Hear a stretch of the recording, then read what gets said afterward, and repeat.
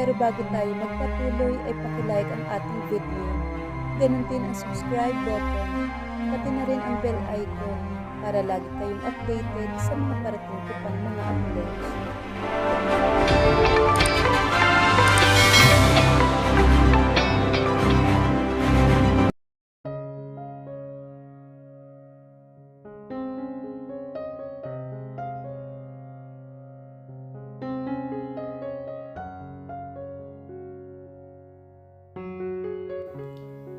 Matapos ang pag-uusap nila ni Lola Maria, ay lumabas muna si Eunice na mansyon.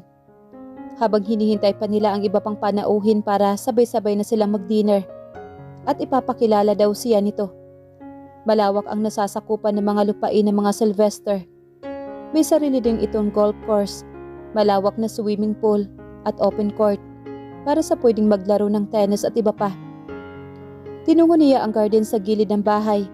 At sa bahaging mayayabong na halamanan, namangha siya sa mga iba't ibang bulaklak na kumakapit sa mga wire ng disenyo upang doon mamukadkad ang mga bulaklak at para matatakpan ang araw ng garden. Hanggang sa bumungad sa kanya ang napakaraming iba't ibang klase ng mga bulaklak na humahalimuyak ang bango ng mga ito. Umupo siya sa bench at tumanaw sa malayo. Ang kapaligiran ay talagang napakaganda. It was perfect. Tanaw na tanaw ang lake. She loved to see the sunset. It was really amazing. Tila nawala saglit ang mga suliranin niya. Nakarinig siya ng helicopter na sa tingin niya ay malapit lang ang lalapagan nito. Hindi naman imposibleng magkaroon ng helicopter ang mga ito sa yaman ba naman nila. Hanggang sa hindi na niya tanaw ang palubog na araw at ginupo na ng dilim ang buong paligid. The light of the place was dim. Hindi mapapansin na may tao sa gawin niya dahil sa mga mayayabong at nagtataas ang mga halaman at bulaklak. Maya't maya nakarinig siya ng mga yabag na papalapit sa kinaroroonan niya. Tumayo siya at papaalis na sana siya nang marinig niya ang boses na pamilyar sa kanya. Pupunta kaya sila dito? Kaagad niyang nagkubli sa gilid na natatakpan ng mga halaman. Hindi din naman niya makikita ang kinaroroonan. Kinagat ni Eunice ang hintuturo niya.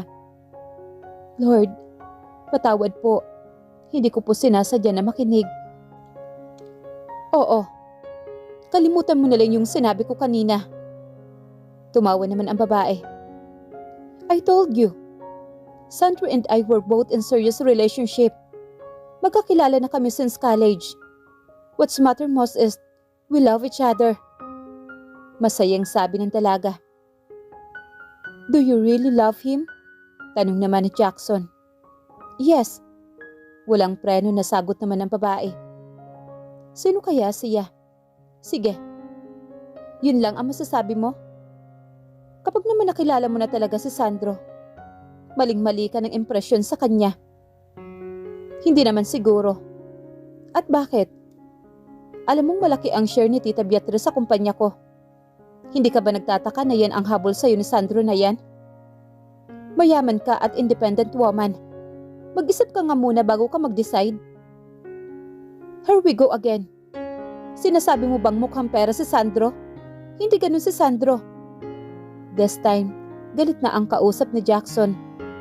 Hindi niya makita ang mga ito. Pero dahil sa mga boses ng mga ito, kaya narinig niya ang usapan ng mga ito. Pinacheck ko ang kanyang background. At nag-iisa siyang anak ng isang board of directors sa isang chip na company. Jackson was so mean and straightforward. Nakakasakit ng damdamin ang pagiging prangka nito.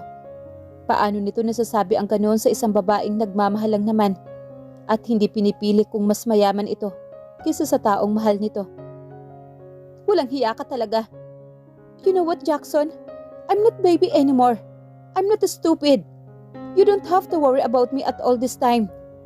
Thanks for all the things you've done to me. Hindi mo na kailangan gawin to.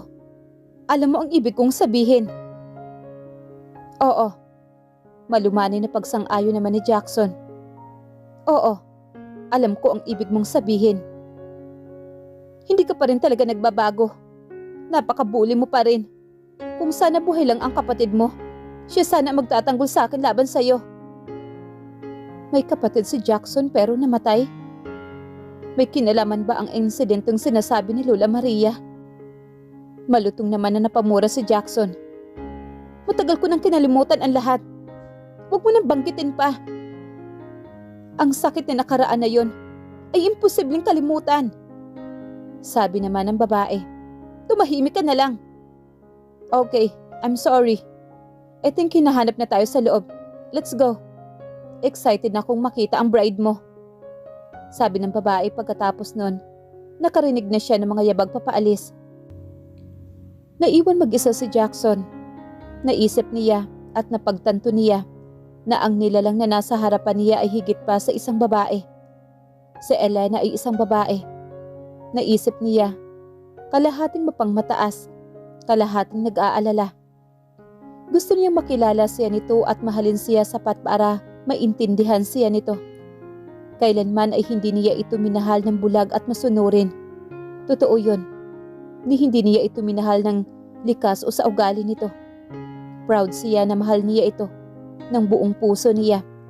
Hindi dahil sa obligasyon niya o pinsan niya ito, kundi dahil hindi niya ito mapigilan. At about naman sa kanyang nakaraan, that was a torture to him. He really wanted to forget it. Alam niyang kaya niya nang hindi nababanggit ng kung sino ang nakaraan niya. Alam ni Elena ang kahinaan niya, ang laging nagpapaalala nito sa kanyang nakaraan tuwing naiinis siya dito. Kailangan niya rin gumawa ng paraan para mahiwalay sina Sandro at Elena. Kailangan niya ang tulong ni Eunice. Si Eunice. Nagulat si Jackson nang biglang sumulpot si Eunice sa harapan niya. Jackson? Gulat na bigkas naman ni Eunice nang makitang nakatayo si Jackson sa pavement. She was about to leave the place nang hindi na niya marinig ang pag-uusap ng mga ito. But surprised that Jackson was still there standing. Ang akala niya wala na din ito. Tumingin si Jackson sa kanya at lumingon si Eunice. Pilit na pinipigilan na huwag ipakita kung gaano siya natatakot. Dumating ka na pala. Hindi ito sumagot at mataman lang siya nitong tinitigan. Bagaman dim lang ang liwanag sa paligid, nakikita niyang hindi naman maganda ang timpla ng mukha nito nang makita siya. Mauuna na ako sa loob. Aniya at humakbang paalis pero nakatatlong hakbang pa lamang siya nang haklitin nito ang braso niya. Palihim ka bang nakikinig kanina? Tanong nito. Narinig niya ang galit na boses nito. Hindi, wala akong narinig. Aniya at hindi na siya makatingin dito, kaya iniiwas niya ang mga mata dito. Isa ka talagang maruming sinungaling. Bulyaw nito. Hindi ko sinasadyang makinig. Nasasaktan ako, Jackson. Reklamo niya dahil hinigpitan nito ang hawak sa braso niya. Tumingin ka sa akin kapag kinakausap kita. Ano ang mga narinig mo? Sumunod naman siya sa sinabi nito. Narinig ko kayo pero hindi ko maintindihan ang mga pinag-uusapan nyo. At saka kung ano man yun, wala na akong pakialam. Bitiwan mo nga ako. Bulyaw niya dito pero hindi malang siya nito binitawan. Sumusobra na talaga ito.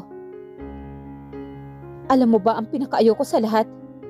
Ang nakikinig sa may usapan. Hindi ko nga sinasadya. Nauna ako nagdungo dito. Hindi ko naman alam na pupunta kayo dito at mag-uusap. Ang bait mo talaga, no? Pero wala kang masyadong common sense. Alam mo namang may nagsasalita sa likod mo. Pero nakikinig ka pa rin ng palihim. I'm sorry. She's apologized. Tama naman ito. Alam na nga niyang may nag-uusap. Pero hindi pa rin siya umalis. Ang sa kanya lang naman, ayaw na muna niyang makita si Jackson. Pero kasalanan din naman ito kung sana tiningnan muna niya ang paligid. Kung may tao na makakarinig sa kanila. Bakit lagi naman siya nito ang sinisisi? May karapatan ka din palang sigawan ako. Wika nito. Hinahanap ka ng lola mo kanina. Pang-iiba niya ng usapan. Naiinis siya sa hawak nito sa braso niya. Ni hindi malang nito siya binitawan. Don't try to change the subject. Galit na sabi nito. Nakita niya sa mata nito ang matinding galit. Bakit napakalaking big deal dito na marinig niya ang usapan ng dalawa? Ano ang relasyon nito sa babaeng kausap nito kanina? Bakit ba napaka-big deal niyan sa'yo? It's not as if I committed a crime. Isa pang sarkastikong sigaw mula sa'yo. At hihilingin mong hindi ka nalang natutong magsalita. Just let me go. That's what I'm going to wish. Akala mo naman kasi, ipaparating ko sa media ang pag-uusap ninyo. Hindi na natuloy ang sinasabi pa ni Eunice. Ang anumang sasabihin na bigla na lang siya nitong hatakin. Papalapit at walang salitang hinalikan siya sa mga labi nito. Nalaki naman ang mga mata niya sa ginawa nito at hindi siya makagalaw. Kakaibang pakiramdam ang bumubuhay sa kanyang katawan ngayon. Habang si Jackson naman ay nakapikit. Napakalakas nito, ni hindi malang siya nakapalag. Hindi niya maramdaman ang pagnanasang ginawa nito pero nasasaktan siya sa paraan ng paghalik nito. Hindi niya alam kung ano ang dapat gawin. Bagong karanasan lang iyon sa kanya. Hindi naman iyon ang unang nang hamak ng halik sa kanya. Pero pakiramdam niya, bumalik sa kanya ang alaala no na may panghas na humalik sa kanya. Napasigaw ang 8 taong gulang na batang si Ellie nang bigla siyang halika ng 13 anyos na batang si Janos. Ang ingay mo, parang halik lang. Akala ko masarap, hindi naman pala. Isusumbong kita sa mama ko. Sige, wala akong pakialam. Hindi na kita bate. Ayoko na sa'yo. Ang bad mo. Nagsisigaw na iyak ng batang si Ellie. Gusto mo ng isa pa? Lalandi ka din naman lamang paglaki mo. Ba't hindi na lang natin umpisahan ngayon? Bastos ka talaga. Iyak ng batang si Ellie at iniwan ang tumatawang si Janos. Jackson, wala yung bride mo. Oops, sorry. I didn't meant to interrupt you guys. Mauna na muna ako sa loob. Natatawang sambit naman ng babaeng kausap kanina ni Jackson. Binitawan naman siya ni Jackson nang marinig nila ang boses ng babae at titig na titig sa kanya ang binata. Hindi niya mabasa ang reaksyon ng mukha nito maliban sa pagkakadikit ng mga kilay nito. Pero isa lang ang masasabi niya. Kinamumuhian siya nito. Nanubig bigla ang kanyang mga mata dahil sa hapdi ng kanyang mga labi. You are a devil. Nagpupuyos ang kalooban na sigaw niya. Ngumisi naman ito. Huwag kang mag-alala.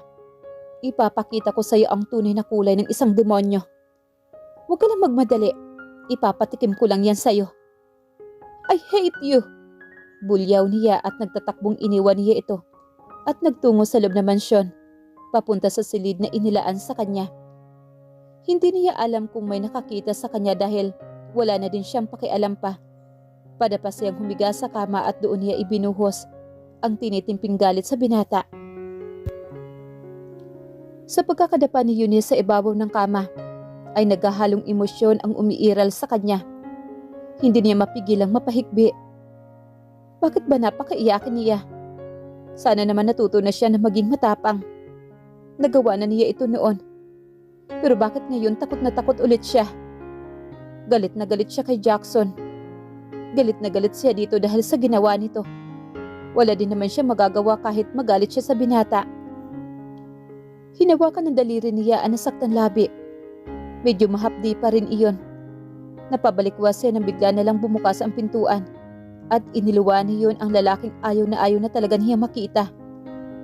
Pinahid niya ang mga luha sa kanyang pisngi. That evil man was chasing her again. Nandito na naman siya. Hindi niya nailak ang pinto at sa kakamadali niya kanina. Anong ginagawa mo dito? Natatarantang sabi niya rito. Habang naglalakad ito papalapit sa kanya, na sinasabayan naman ito ng tinatanggal na suot nitong necktie. Maaari kong itanong sa iyo ang parehong tanong. Sabi niya na tumutulo ang kabastusan sa bawat salita nito. Sinunod naman ito ang pagtanggal sa suot nitong polo na unti-unti nitong kinakalas ang bawat botones niyon. Anong ginagawa nito? Kaya ba pumunta ka dito sa kwarto upang dito natin ipagpatuloy ang halik? Hindi pa ba yun sapat sa iyo kanina? Talagang gusto mong dito ipagpatuloy sa kwarto? Nang uuyam na wika nito. Anong kwarto nito? Ang ibig ba nitong sabihin, ang kwarto nito ang ginagamit niya simula nung dumating siya sa mansyon? Akmang tatanggalin nito ang pang-ibabang suot nito nang sigawan niya ito. Huwag mong subukan! Utang na loob! Huwag kang maghubad sa harapan ko! Tinakpan ng dalawang kamay niya ang kanyang mga mata. Huwag ka na magdrama pa, na tila ba isa kang inosente. Hindi naman iyon ang unang beses niyang makita itong walang pang-itaas, dahil maging si Ramon noon ay naghubad sa kanyang harapan. Nangilabot siya na muling sumagi sa kanyang alaala ang ginawa sa kanya ni Ramon. Nararamdaman niya ang umaalog ang kama. Alam niyang lalapit na naman ito.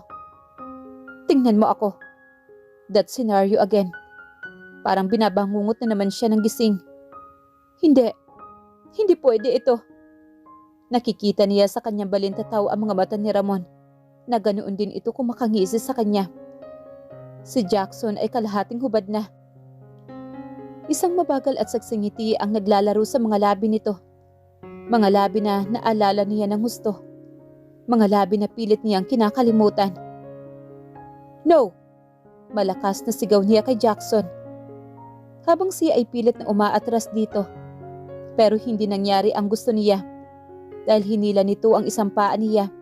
Dahilan para tuluyan siya mapahiga sa kama. Mabango pa rin ito sa kabila ng maghapong trabaho nito sa opisina nito. Pero ano nangyayari sa kanya? Nanganganib na siya, pero mas inuuna pa niyang pansinin ang amoy nito. Hindi na niya muling ilalagay sa panganib ang sarili. Pero paano niya magagawa yun kung ito mismo ang lapit ng lapit? Kahit asiwang-asiwa siya sa nakikita niyang kahobdan nito sa kanyang harapan. Kailangan niyang gumawa ng paraan para mainis ito, na hindi naman lagi siya ang talunan dito. Akala ko ba expert ka sa romance? Actually, you have a bad kissing skills. Feeling ko muntik na akong mamatay dahil hindi ako makahinga at nasasaktan ako. Pang-iinsulto niya rito. Mukhang nagtagumpay siya sa pang-aasar dito.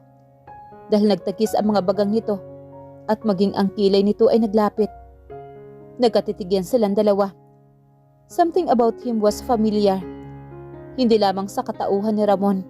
Parang nakita na niya ito somewhere. Ang malalim na mga mata nito, ang matangos nitong ilong, maging ang mga kilay nito na makapal. Parang may taong pamilyar dito na kilala niya. Ang kanyang mga mata ay hindi itim, tulad ng palagi niyang pinaniniwalaan. May itim na pilik mata sa katamaran at hindi rin malamig. At ang kanyang malalambot na labi na hinahangad ng bawat babae. Sa pisikal talaga naman, siya ay kaakit-akit. Sobrang lapit ng mga mukha nila sa isa't isa. Bakit kita bibigyan ng pleasure? And you even have the right na to complain? Bulong nito sa tainga niya. No, I mean, mabilis na isinara ni Jackson ang kanyang bibig sa pamamagitan ng banayad na paghalik sa kanya. At pagkatapos ay sinundan ang kanyang ibabang labi gamit ang dulo ng kanyang dila. Inangkin nito ang mga labi niya. Nagulat man siya sa ginawa nito. Wala sa sariling pumikit siya at may kung anong nagtulak sa kanya na sabayan ito. Ipinulupot niya ang kanyang mga kamay sa batok nito. Kakaiba ang halik nito kumpara sa una. Hindi niya namalayang nagugustuhan niya ang ginagawa nito. Lalong uminit ang katawan niya. Hindi niya alam kung bakit. Madali lang siyang natuto. Napaungol ito sa ginawa niya. May kung anong matigas siyang naramdaman sa pagitan ng kanyang mga hita. Napaliyad siya sa ginawa nito. Kakaibang sensasyon ang nararamdaman niya sa ginawa nito. Hindi niya kailanman naramdaman ang pagnanasa sa ginawa nito. Akala niya tapos na iyon pero bumaba ang mga labi nito sa kanyang leeg. Hanggang sa nanggigil ito doon at naramdaman niyang sinipsip nito ang leeg niya. Nakaramdam siya ng hindi komportable. Sinasaktan na naman siya nito. Jackson, anong ginagawa mo? Sabi niya, nabasag ang boses niya. Napamura naman ito. Ang bango mo. Malalim ang boses na wika nito. This isn't right, Jackson. Gusto mo bang pumatol sa isang kagaya ko? Kapag pinatulan mo ko, ikaw ang pinaka-chip sa atin. And beside, I'm not a decent woman na kagaya ng alam mo tungkol sa akin. Tama ka, I'm not a decent woman. Kailangan niyang sabihin ang mga yon para mandiri ito sa kanya at para matigil ang kahibangan niya. Baka pagsisihan niya sa huli ang pagpapaubayan niya rito. Marahas na napamura ito at sinuntok nito ang kama sa tabi ng kanyang ulo na ikinapigit ng kanyang mga mata. Kontento ka na ba? Galit niyang sabi. Hindi siya nakatingin dito. Natatakot siya na baka masaktan siya ng pisikal. Forget it. Hindi ikaw ang babae para sa akin. Hindi ikaw. Hindi ikaw ang karapat-dapat sa akin.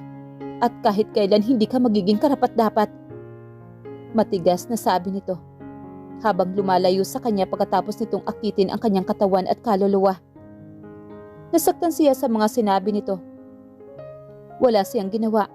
Ito ang kusang lumapit sa kanya. Paano siya nito naaakusahan ng mga ganoon? Binuksan niya ang kanyang mga mata. Nang walang sinasabi. Napadako ang mga mata nito sa kanyang leeg pababa sa kanyang katawan. Sa kanya lang napansin na nililis na pala ang suot niyang bestida. Mabilis siyang bumangon at inayos ang sarili. Ngayon alam ko na. Magaling kang mangakit. Lumabas ka sa kwartong ito ngayon din. Baka kung ano pa magawa ako sa'yo. Galit na wika nito. Magkahalong galit at pagkapahiya ang naramdaman niya sa mga sandaling yon. Ano ba ang kasalanan niya?